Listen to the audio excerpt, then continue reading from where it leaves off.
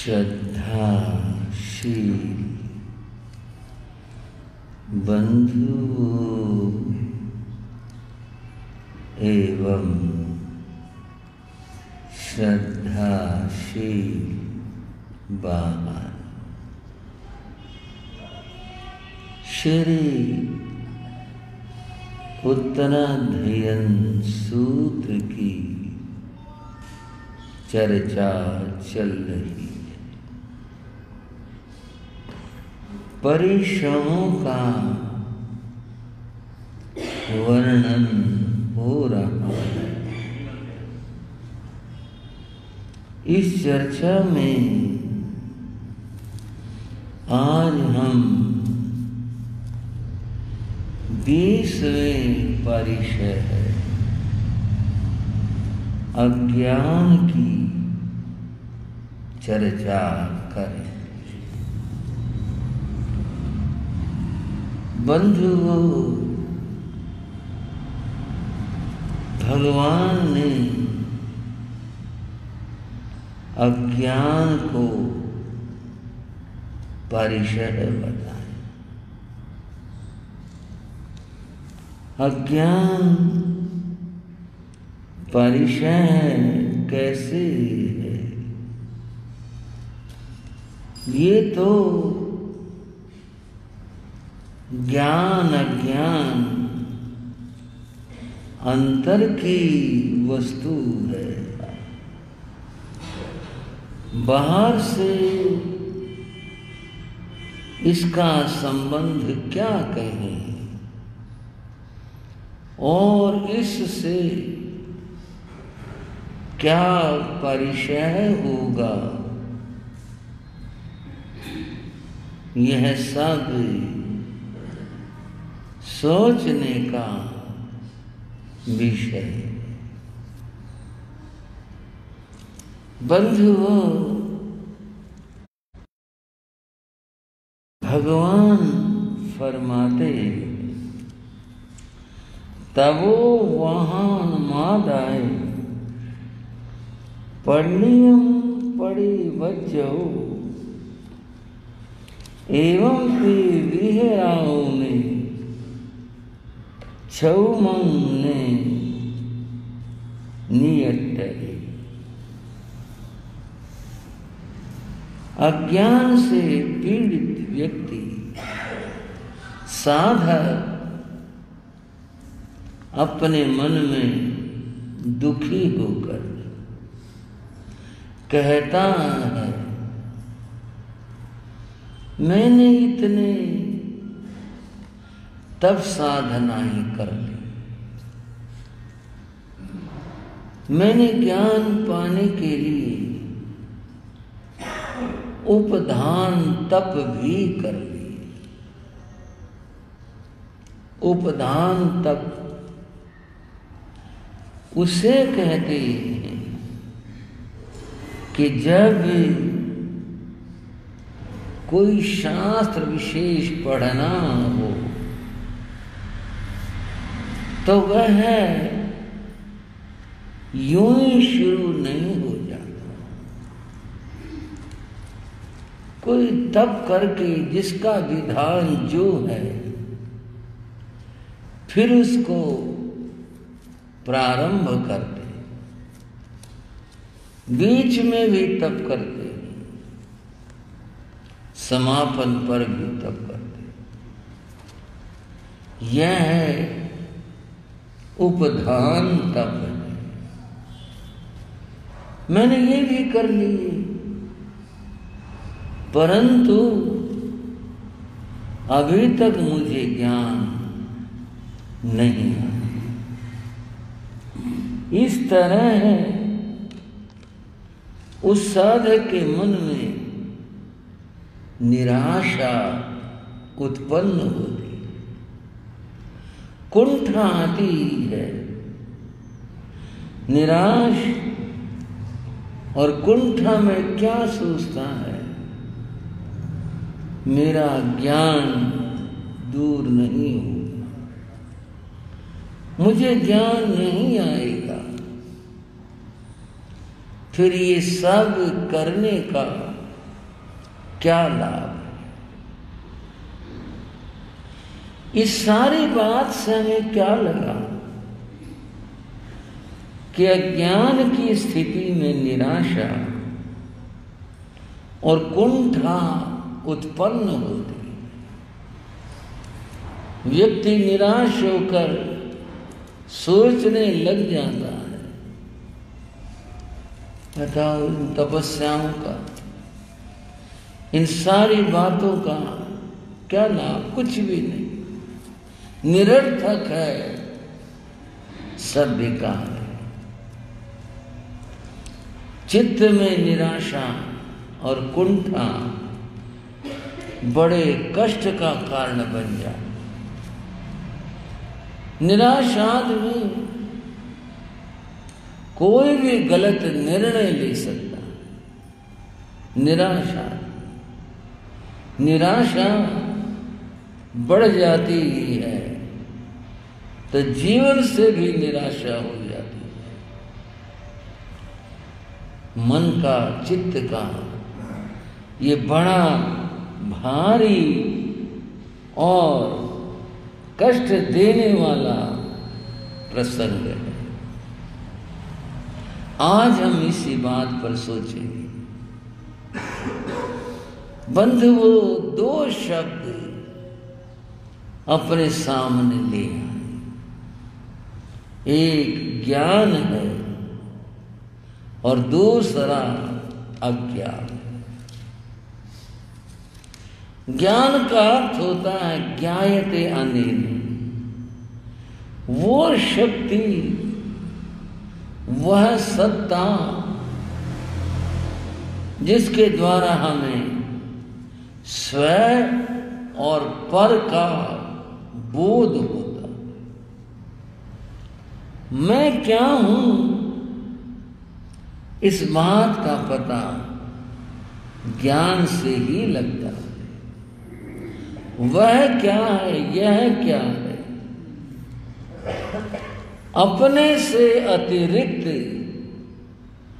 और जो भी कुछ है वह पर है। उस पर का बोध भी ज्ञान से होता है।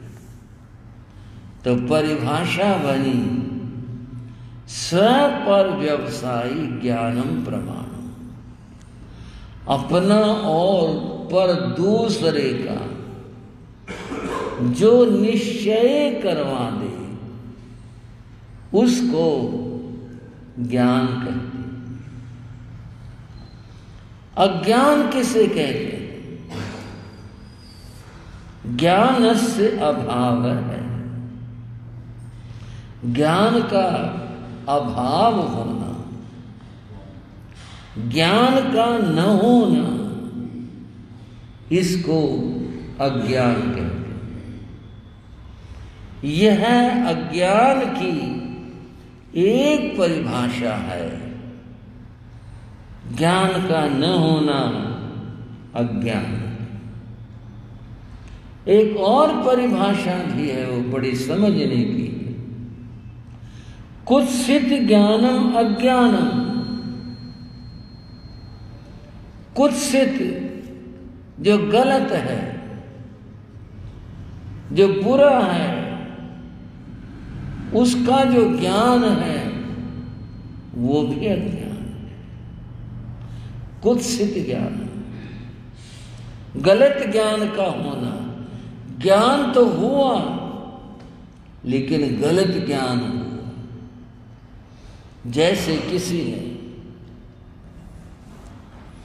घर में बाहर से व्यक्ति आया था, प्रवेश करने के लिए दरवाजा खोला। शाम का समय था, कुछ हल्का सा अंधेरा था, लेकिन अभी भी दिख रहा था। सामने कमरे में एक रस्सी पड़ी हुई थी। उस रस्सी को व्यक्ति ने देखा। देखते ही उसने सोचा सर्प आ गया।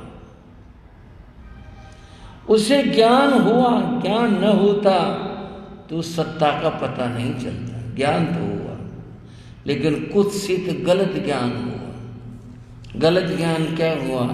रस्सी को उसने सर्प समझ। ये कुत्सित ज्ञान कहलाता है, इसका नाम अज्ञान है। थी तो रस्सी, समझ लिया सांप। अब ये समझ लेने से प्रतिक्रिया हुई, आदमी एकदम पीछे हटा, अंदर प्रवेश नहीं किया उसने, और एकदम उसको डर लगा, सांप आ गया। 2-4 आदमी भी बुला लिए उसने, भाई घर में हमारे सांप आ गया है। लोगों में विवेक सब में नहीं होता।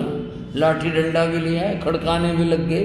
देखो चिपक के बैठा, चलता ही नहीं, सरकता ही नहीं। बंद वो जब तक प्रकाश नहीं हुआ तब तक उसका निर्णय नहीं हो पाया। मन में आया ही नहीं कि रस्सी भी हो सकती है, दिखाई दे सामने सांप बैठा हुआ। जब प्रकाश हुआ तब देखा, और बोलो अच्छे मूर्ख बने, बताओ भाई ये तो रस्सी थी। तब भय दूर हुआ। ये इस अज्ञान की वजह से, गलत ज्ञान की वजह से हुआ। और कभी इसका उल्टा भी हो जाता।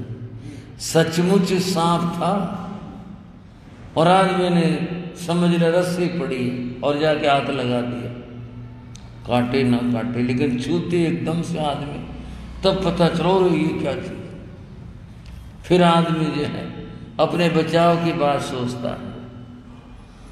ज्ञान का न होना अज्ञान है, याद रखेंगे। वस्तु का गलत ज्ञान होना, इसका नाम भी अज्ञान है। ये दोनों स्थितियां खराब हैं। गलत ज्ञान होना भी और ज्ञान का न होना भी, ये दोनों गलत है। एक शब्द आपने सुना पढ़ा होगा, बोलने में भी हो सकता है ना आया हो, छद्मस्त। कई बार संत लोग अपने प्रवचनों में भी भाषा, भाई छद्मस्त है, क्या करें, प्रमाद आ गया, छद्मस्त है, गलती होगी, छद्मस्त है, कुछ समझ नहीं पाए। ये छद्मस्त क्या होता है बंधु? छद्मस्त का शब्द का प्रयोग करते हैं, क्या करें, छद्मस्त है, छद्मस्ता में गलती होती। छद्म कहते हैं ढके हुए को। किसको भाइयों? बोलना जरा। जैसे आच्छादित कहते हैं ना इसको, किसी चीज को ढक देना। छद्म कहते हैं ढके हुए को। छद्मस्त का अर्थ होता है ढकी हुई स्थिति वाला। हम छद्मस्त हैं, क्या मतलब? हमारा ज्ञान कर्मों से आवृत है, ढका हुआ है। समझो, हर आत्मा में अनंत ज्ञान है, थोड़ा नहीं है। सबके भीतर में केवल ज्ञान विद्यमान है। आप कहेंगे केवल ज्ञान? हाँ जी, सब में, आत्मा में, सब जीवों में केवल ज्ञान है। केवल ज्ञान के बाहर से नहीं आता। केवल ज्ञान प्राप्त हो गया कह देते हैं, प्राप्त हो गया, ये बाहर से कहीं से नहीं आया, ये अपने में ही था। लेकिन यह कर्मों से, ज्ञानावर्णीय कर्म से आच्छादित था, ढका था। तो वह स्थिति छद्म स्थिति कहलाती। हम छद्मस्त, हमारा ज्ञान ढका हुआ है। केवल ज्ञान हमारे अंदर भी है, पर ढका है। कहा भी गया, सिद्धों जैसा जीव है। किसके जैसा भाई है? हाँ जी, सिद्धों जैसा। और आसान करके कहें परमात्मा जैसा। हमारा जीव, हमारी आत्मा परमात्मा जैसी है। सिद्धों जैसा जीव है, जीव सोए सिद्ध होए, और यह जीव ही परमात्मा, सिद्ध परमात्मा यही बनता है। वो और तरह से कहीं और से आए हो, कुछ और तरह की आत्माएं हो, सिद्ध ऐसा नहीं है। जो वो हैं वो हमारी जैसी आत्माएं थी, वो सिद्ध अवस्था को प्राप्त हो गई, ये भिन्न बात है। लेकिन हमारी आत्मा, उनकी आत्मा आत्म दृष्टि से, आत्म भाव से एक जैसी है। सिद्धों जैसा जीव है, जीव सोए सिद्ध होए। कर्म मैल का अंतरा, ये जो भेद और अंतर है हमारे में और परमात्मा में, हमारे में और सिद्धों में, साधक और सिद्ध में, ये जो अंतर है कर्म मैल का है। किसका? कर्म मैल का। हमारी आत्मा कर्म सहित ज्ञानावर्णीय कर्म ने इसको ढक रखा है। जैसे दर्पण पर धूल आ गई, दर्पण पर कुछ लग गया, अब उसमें जो योग्यता है दर्पण में वह सामने नहीं आ रही, अर्थात बिंब दिखाई नहीं दे रहा। जब वह मैल हट जाता है, धूल हट जाती है, तब उसमें दिखाई देगा। कर्म मैल का अंतरा, कर्म मैल का अंतर है। बूझे बिरला कोई बिरला इस बात को समझ पाता है, और समझ करके वह ऐसा उपाय और पुरुषार्थ करे जिससे कर्मों की निर्जरा हो, कर्म कटे, कर्म दूर हो, फिर सिद्ध अवस्था हमारे से दूर नहीं। ये अज्ञान दशा बड़ी खराब है भाइयों। यहां जो परिचय की बात आई, अज्ञान से बड़ा परिचय कष्ट और है ही नहीं। ये सारी बात कैसे है? ये है स्वयं भगवान ने फरमाया और कृपा कर इस बारे में, जावंत अविद्या पुरुषा, संसार में जितनी भी अज्ञान से युक्त आत्माएं, अविद्या, जावंत जितने भी, जावंत अविद्या पुरुषा, जितने भी अविद्या से युक्त, अविद्या मैंने अज्ञान से युक्त हैं, सवे ते दुख संभवा, वो सारे के सारे दुख के पात्र हैं। श्रावको श्राविकाओ सुन लो भगवान के वचन। जो अज्ञान से युक्त है, जो अज्ञानी हैं, सवे ते दुख संभवा, वो सारे दुख के पात्र। ज्ञानियों के दुख नहीं आता, दुख अज्ञानियों के आता, सारे दुख के पात्र। लुप्पन्ति बहुसो मूढ़ा, संसार में अनंत है। और क्या? संसार रूप समुद्र में लुप्पन्ति बहुसो मूढ़ा, डूबते। फिर कुछ थोड़ी बात, समय, स्थिति बनी, कुछ त्याग, तपस्या, कुछ अच्छा हुआ, जरा सा उभरे, फिर नीचे। लुप्पन्ति बहुसो मूढ़ा, यही डूबते हैं संसार में। कौन डूबते हैं? अज्ञानी डूबते हैं। और एक दो चार की बात नहीं, अनंत है, अनंत बार यही सब चल रहा है। इन सब का कारण अज्ञान है, संसार में डूबने का कारण। और भगवान ने सही कहा, यह है कि अज्ञानी ही दुख का पात्र होता है। वे ही दुख पाते हैं और वे ही कष्ट पाते हैं जो अज्ञानी होते। बंधुओं, दुख की बात चली है तो महावीर तो ये कहते हैं अज्ञानी दुख पाते हैं, दुख का कारण अज्ञान है। यह बात महावीर प्रभु ने तो कृपा की फरमाई। मैं कुछ और भी बात आपको बता रहा हूं। इस अज्ञान के बारे में बताया। ना दत्त कस्यचित् पापम नए चे सुकृतम विभू। विभू परमात्मा को कहते हैं। किसको भाइयों? प्रभु और विभू, ये दो शब्द परमात्मा के लिए आते हैं। भगवान, ईश्वर, परमात्मा और इतने नाम हैं, उनमें प्रभु और विभू ये दो नाम हैं। प्रभु मैंने परमात्मा और विभू, विभू मैंने भी परमात्मा। यहाँ इस श्लोक में विभू का प्रयोग हुआ। ना दत्तम कस्यचित् पापम न चे सुकृतम विभू। परमात्मा ना किसी को पाप देता है, ना किसी को पुण्य देता है। मतलब कहते ना भाई, विधि ने परमात्मा लिख दिया, पुण्य लिख दिए, वह सारी उम्र सुख पाएगा, वह पता नहीं क्या पाप लिखा, ये तो दुख पाने लग रहा है। तो कहते ना दत्ते, न तो परमात्मा किसी को पुण्य देता है और न किसी को पाप देता है। अज्ञानेन आवृत्तम ज्ञानम, यह उस जीव का, सुनो समझो, ज्ञान को प्राप्त करो।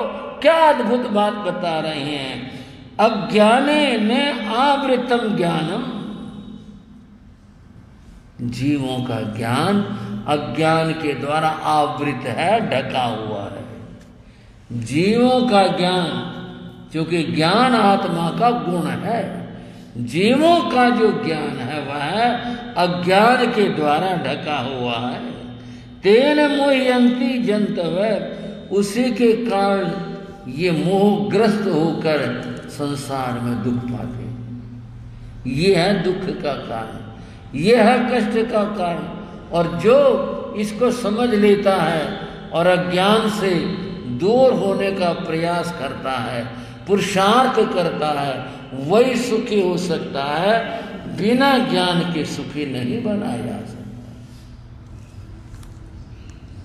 अब ये अज्ञान मिटे और ज्ञान आए, इसके लिए क्या किया जाए? कल भी ये चर्चा कि भाई ये प्रज्ञा कैसे प्राप्त हो, बुद्धि कैसे मिले, कल की चर्चा थी। आज की चर्चा है ये ज्ञान कैसे आए। ये तो बात समझ में आ गई, सारी जितने बात बताई सारी बात ठीक है, परंतु ये जो अज्ञान है ये तो कैसे दूर हो और ज्ञान कैसे प्राप्त हो, ये कैसे। बंधुओं, यहाँ कोई छू मंत्र नहीं है, यहाँ कोई छू मंत्र नहीं।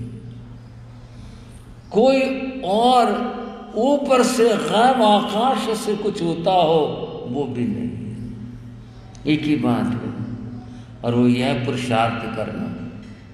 पुरुषार्थ किया जाए, पुरुषार्थ करेंगे तो अज्ञान दूर होगा। स्वामी राम तीर्थ ने लिखा कि मैं जापान जा रहा था, पानी के जहाज में था, तो मैं ऊपर चला गया। बड़े बड़े होते हैं जहाज, आपने भी सुना होगा, कई कई मंजिल होती हैं इसमें, पानी के जहाजों में। ऊपर चला गया छत के ऊपर, तो मैंने देखा एक बूढ़ा आदमी कुर्सी पर बैठा हुआ कुछ याद कर रहा था। तो मैंने उससे अंग्रेजी में पूछा, बोले मैं उसकी समझ तो गया है, तो ये जापानी, मैं तो जानता नहीं था भाषा। अंग्रेजी में पूछा कि बाबा क्या पढ़ रहे हो? उसने कहा मैं चीनी भाषा पढ़ रहा हूँ। चीनी भाषा कठिन मानी जाती है, कहते हैं लोग। मैं चीनी भाषा पढ़ रहा हूँ, क्या मतलब? मैं सीख रहा हूं चीनी भाषा। तो मैं उसके शब्द याद कर रहा हूं। स्वामी जी ने कहा बाबा आपकी उम्र क्या होगी? बोला 80 साल। मेरी उम्र 80 साल। बोले 80 साल की? 80 साल के हो करके अब तुम कब तो ये सीखोगे, कब ये तुम्हें आएगी चीनी भाषा, फिर क्या इसका तुम उपयोग करोगे, क्या तुम्हारे काम आएगी? तुम ये व्यर्थ पुरुषार्थ नहीं कर रहे। उस वृद्ध ने एक लाइन का उत्तर दिया, पढ़ने की उम्र नहीं होती। क्या उत्तर दिया? लगन होती है, उम्र नहीं होती। पढ़ने की तो लगन होती है, उम्र नहीं होती। मैं इस बात को नहीं सोचता 80 साल का हो गया और मैं कितने साल जीऊंगा, कम मेरे को ये आएगी, आने के बाद में क्या मैं इसका उपयोग करूंगा। अपनी लगन है, अपनी रुचि है। 80 साल की उम्र में वह उस भाषा को सीख रहा, और हम दूर की बात क्या करें। मेरे पूज्य गुरुदेव संघ शास्त्रा शासन सूर्य गुरुदेव श्री रामकृष्ण जी महाराज 14 भाषाओं के ज्ञाता थे, विद्वान थे। उन्होंने अपने जीवन के अंतिम वर्षों में अरबी भाषा सीखी। आप भी कहेंगे अरबी का क्या करेंगे गुरु महाराज, अरबी अपने किस काम आएगी, अरबी से क्या मतलब है? और तो चलो अंग्रेजी सीख लें, अंग्रेजी साहित्य पढ़ लेंगे और कुछ। उन्होंने बल्कि उन दिनों मैंने भी निवेदन किया गुरु महाराज पर क्या करनी है। उन्होंने तो अरबी अंग्रेजी की डिक्शनरी मंगवाई और उसके प्रारंभिक किताबें भी मंगवाई, और वो सुबह सुबह उनको जब थोड़ा अच्छा शास्त्र होता था तो उस किताब को देखा करते। फिर वो बताते भी थे कि वे अरबी भाषा में प्रत्यय कैसे लगते हैं, इसके उपसर्ग क्या होते हैं, कैसे होता है, वो बताया भी करते। प्रश्न वही है, वे अरबी काम क्या आएगी? गुरु महाराज जी की बात कहते थे कि भाई ये तो ज्ञान है, ज्ञान तो पढ़ना चाहिए, ज्ञान है, ये तो अपनी रुचि की बात है। तो ज्ञान पाने के लिए, ज्ञान सीखने के लिए पहली बात व्यक्ति पुरुषार्थ करे। रुचि होनी चाहिए, रुचि हृदय की चीज है। पुरुषार्थ कोई व्यक्ति करेगा तो ज्ञान प्राप्त कर सकेगा। आलसी, प्रमादी, कल में जीने वाले वो ज्ञान नहीं प्राप्त कर सकते। और ये तथ्य है कि जिसे ज्ञान प्राप्त हो जाता है, पहचान उसे ही होती है, वही जान पाता है कि ये चीज क्या है और इसका मोल क्या है। जब तक कि ज्ञान नहीं होता व्यक्ति को कुछ नहीं पता चलता। एक साधु भिक्षा के लिए घूम रहे थे। एक पुराना सा मकान, हवेली जो कहीं से गिर भी पड़ी थी, ऐसी थी बिल्कुल। उसका दरवाजा खुला देखकर साधु ने उसमें प्रवेश किया। साधु गए। पुराना में पहले एक दहलीज सी होती थी पुराने मकानों में, फिर आगे चौक आ जाता था, फिर कमरे होते थे। इस तरह का था उस जमाने का वास्तु। वो अंदर गए, चौक में गए तो एक आदमी, कुछ थोड़ी बड़ी उम्र थी, बहुत बूढ़ा तो नहीं था, बड़ी सी उम्र का था, वह खाना बना रहा था। उस व्यक्ति को देखा, और कोई नहीं था मकान में, और कोई नहीं था, वो खाना बना रहा था। साधु के मन में आए ये आदमी यहाँ का, वो भी हो सकता है नौकर, जैसे चौकीदार छोड़ देते हैं मकान का ध्यान रखना, वो भी हो सकता है, पर क्या जाने कौन नहीं है। व्यक्ति ने साधु को देखा तो हाथ जोड़े, महाराज आओ, नमस्कार, भोजन लो। बोले भाई कोई बात नहीं, भोजन की तो अगर आपको बुरा न लगे एक छोटी सी बात पूछूं। बोले हाँ जी बोलो।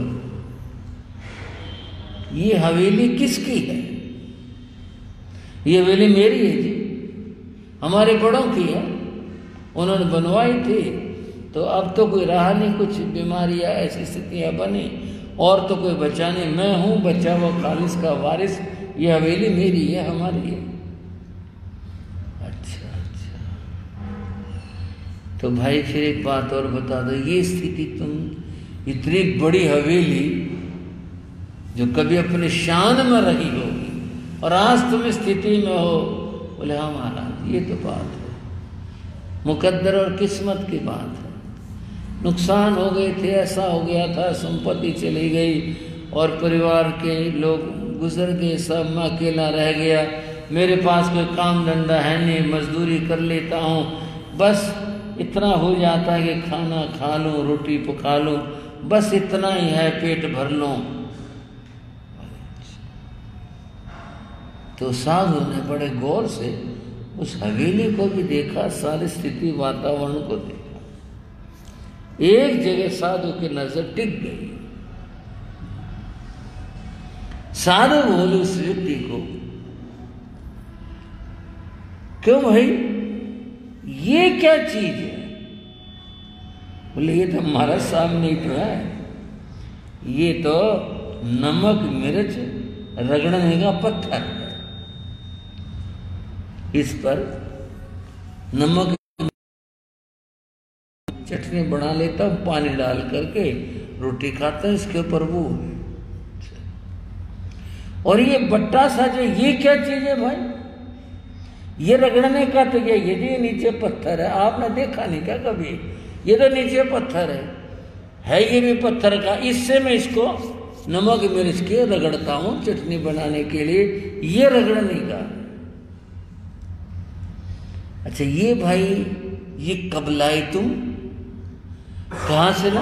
बोले क्यों जी, आप क्या क्यों पूछ रहे हो, क्या बात? बोले नहीं मैं पूछ रहा हूं बड़ी जानकर। बोले ये भी हमारा तो कदीमी है, पता नहीं कब से है, जब सभीली मेरे ख्याल तभी आया होगा, देख लो इतना घिस भी गया ये, मैं तो लाया नहीं ना, मैंने मेरी याद में कभी आया, पुराना पड़ा हुआ है।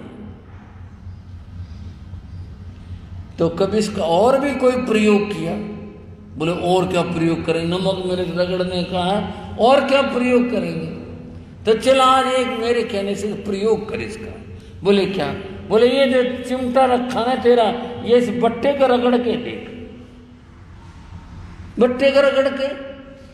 बोले हाँ इससे रगड़ के देख। बोले इससे क्या होगा? बोले करके तो देख भाई क्या होगा। उसने वो लिया और बट्टे से उसको रगड़ा, उसके हाथ से छूट गया। ये क्या हुआ? वो लोहे का था, एकदम पीला दमकता हुआ, सोना ना हो गया। बोले जी ये क्या हुआ? तेरे सामने भी क्या हुआ? बोले ये तो लग रहा सोने का हो गया। बोले देख ले तू, कुछ और था लोहा का, उसके कोई चीज वो लगा के देखी, वो सोने की हो गई। बोले जी क्या चीज है? बोले पारस पत्थर है,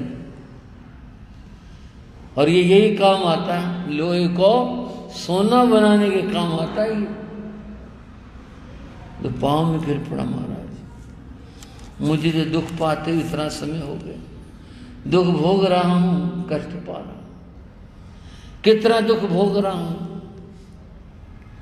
कितनी मजदूरी मेहनत करता हूं, तब जाके गुजारा होता है। बोले ये ऐसे काम की चीज है? बोले हाँ भाई ऐसे काम की चीज। बस एक ही बात है, और बात यह है कि अज्ञान है, पता नहीं था तुझे। बोले जी पता होता तो फिर मैं क्यों दुख पाता? बोले घर में पारस पत्थर था, घर में पारस मणि थी, और जितनी उम्र अब तक उसकी हो चुकी, सारी उम्र उसने नमक मिर्च रगड़ी, उसने यही काम किया। कुछ हुआ? नमक मिर्च रगड़ते रहे, जीवन खो दिया। आज पता चला, और आज पता चला, आज ही क्रांति हो गई, सब कुछ हो गया। बंधुओं, जीव की यही स्थिति है। जो ज्ञान का पारस है उससे क्रांति आएगी। अज्ञान में तो पास में पड़ा था, उपयोग नहीं हो पाया। जीवन में जो दुख हैं इनका कारण अज्ञान है। अज्ञान हटे मिटे तब जाकर कुछ बात बने, तब कोई क्रांति आए। तो अज्ञान को भगवान ने परिचय कहा, ये परिचय है, दुख का कारण है। अज्ञान दूर करने के लिए सदपुरुषार्थ किया जाए। क्या हो सकता है, अवसर हुआ तो फिर बताने का प्रयास करेंगे, अन्यथा चर्चा हो ही गई। जैसा भी होगा। चत्तारि मंगलम अरिहंता मंगलम सिद्धा मंगलम साहु मंगलम केवली प्रणतो धम्मो मंगलम चत्तारि रघुत्तमा अरिहंता रघुत्तमा सिद्धा रघुत्तमा साहु रघुत्तमा केवली प्रणतो धम्मो रघुत्तमो चत्तारि शरणं प्रविज्यामि अरिहन्ते शरणं प्रविज्यामि सिद्धे शरणं प्रविज्यामि साहु शरणं प्रविज्यामि केवली प्रणतं धम्मं शरणं प्रविज्यामि। ये